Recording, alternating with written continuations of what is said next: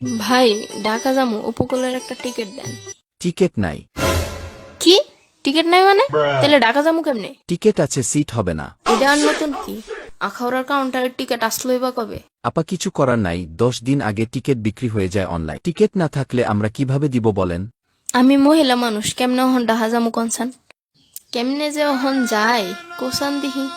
Ticket ছাড়া কেমনে যে যামু, চিন্তা আর মাথা ধরে না। ওই ডাকানি ওই ডাকা একজন। আফা কই যাবেন? ডাকানি হ্যাঁ, ঢাকাই তো যামু। কেন?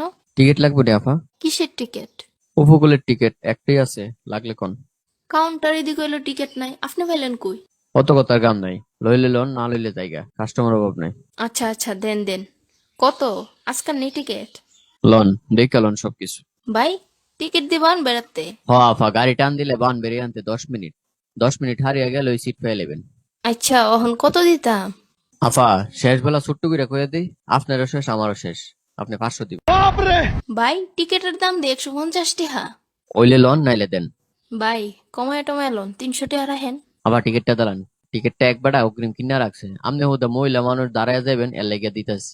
আচ্ছা ভাই, 400 দিতাছি, আর কথা কইন না। আফা নিলে একদম 500 লাগবো, নাইলে দেন জায়গা।